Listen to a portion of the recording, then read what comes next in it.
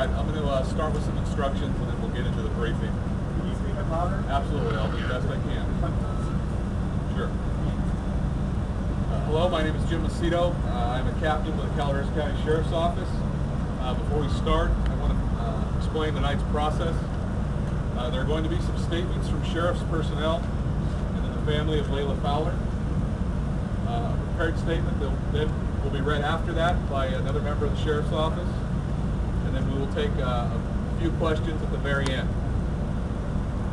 First, I want to introduce the sheriff of Calaveras County, Gary Kuntz. The sheriff is going to make a few comments.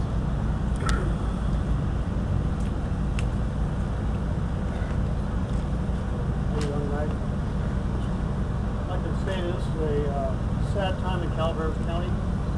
I want to assure the citizens of the county, especially the Valley Springs area, that we are doing everything possible to apprehend the person responsible for the murder of this 8-year-old girl. I have spoken to the family of the victim and many citizens. As you can imagine, they're quite distraught about this whole incident. We will not rest until we capture the responsible person. I'd like to thank all the outside agencies for assisting us in this investigation. I also want to thank the citizens of Calaveras County for their support and help. It's been very overwhelming. We will continue to beef up our patrols in this area until we figure it's no longer needed. Thank you.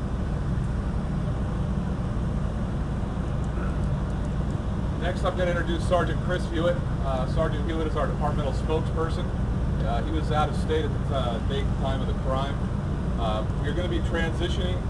I'm going to be transitioning out as the press contact for the sheriff's office on this case so I can resume my normal duties, which are actually part of the investigation.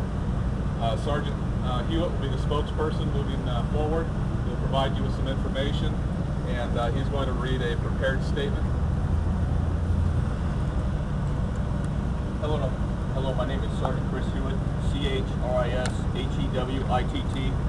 The Calaveras County Sheriff's Office continued the search and investigation overnight and into this morning and throughout the day. An autopsy was conducted today on Leila Fowler. The cause of death was listed by the medical examiner as shock and hemorrhage due to stabbing. We also want to report that members of the Calaveras County Sheriff's Office, California State Patrol, and the Calaveras County Probation Department have nearly completed, contacted, and in many cases searching all known registered sex offenders and parolees in the area where this crime took place. The Fowler family has asked that the following information regarding a memorial be conveyed to the media and to the public. A memorial fund has been set up for Leila Fowler at F&M Bank of Central California. Please email all donations to F&M Bank located at 18836 East Main Street, Linden, L-I-N-D-E-N, California, 95236.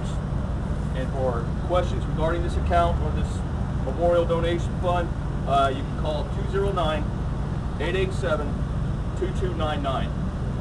This completes the briefing. We are going to take about 5 questions, and then we will need to allow Leila's parents to get back to their family. Excuse me 1 second. We wanted to give Mr. Fowler and his wife an opportunity to speak. They did not have a prepared statement at this time. They will prepare something tomorrow. They were having a tough time deciding whether or not they wanted to speak or not, so I want to give them an opportunity to say something or I can relay it for you.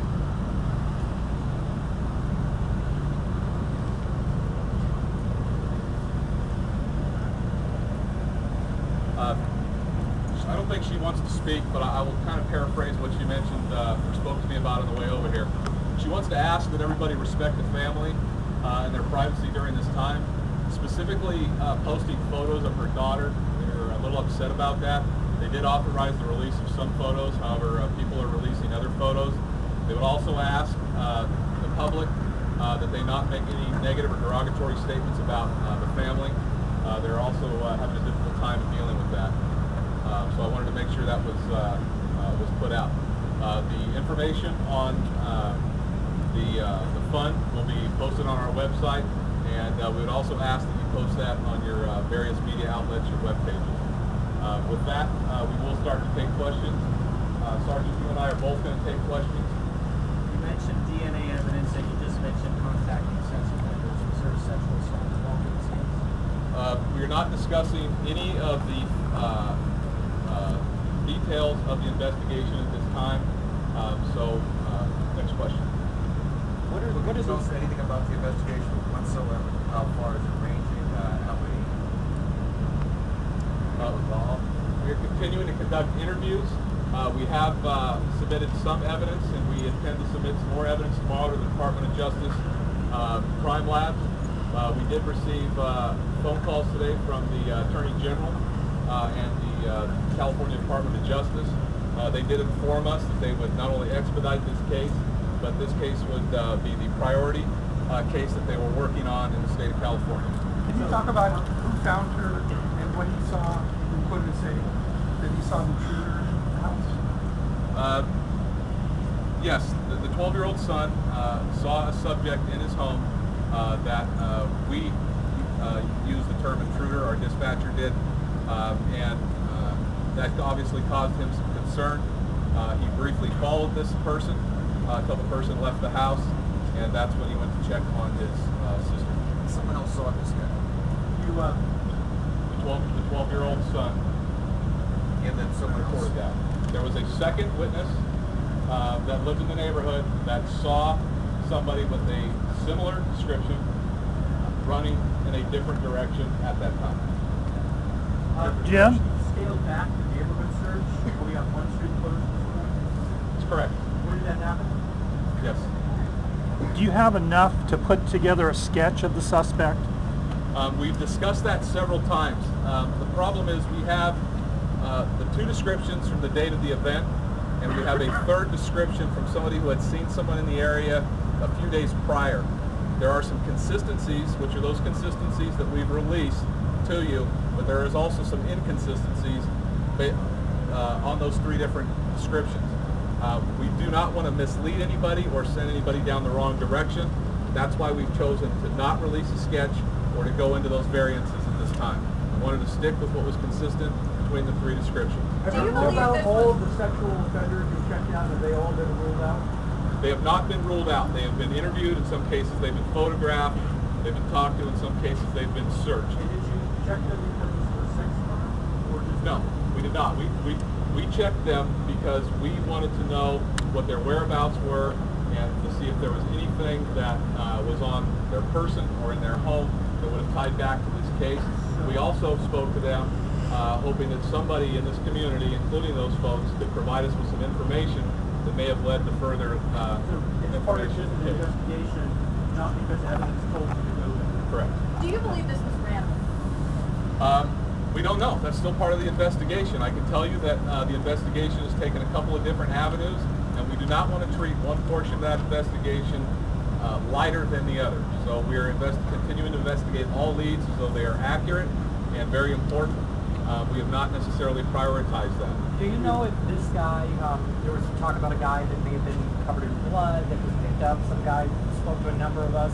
Do you know anything about that or been able to corroborate any of that? And can you mention the parents' name so we can attribute that statement? Absolutely. To answer your question first, I'm familiar with your report, but we have nothing that has progressed as it relates to that specific report at this time. If you bear with me for a second, the parents that are here tonight are Barney, B-A-R-N-E-Y, Fowler, F-O-W-L-E-R. He is the father of Leila, and Crystal Walters.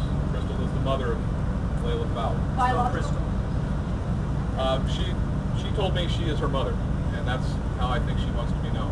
Are you still advising residents? Two more questions, folks. You would say something to the person. How much concern should community members have? I couldn't hear the first part of the Are you question. still advising people to keep their doors and windows locked? How much concern should residents have about this person striking again? We always advise folks to lock their doors and windows. That's customary. It is, but and I'm sorry. The second part of your question again was. I mean, is there any fear from law enforcement that this person could strike again in the community? Is there any fear? No. Are we concerned? Absolutely. That's why we've staffed up accordingly. Again, we want to treat this case as though there is an intruder on the loose, and we are actively following up on that. What's your message to the person who did this? Please come forward, or if anybody that knows anything about or has any information, however slight, and I can't emphasize enough how many cases we actually break from the smallest piece of information, please come forward. Last question. Last question. Here when the parents like to make a plea to this person so we're still out. Sometimes it's helpful to have the parents speak out. I will talk to them, but they weren't ready to do that. They did talk about doing it tomorrow. You bear with me for a second.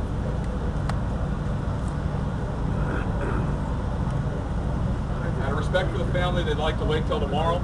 We have no other press conference scheduled at this time. We will discuss some things with the family tomorrow. If we have important information to release, we will hold another press conference in the morning. However, I would not plan on it. I would look more later into the afternoon or early evening. Again, thank you very much, and we cannot emphasize how much we appreciate the support we received from the community. I think the sheriff was very clear about that. The community has been fantastic in supporting us every step of the way. Thank you very much.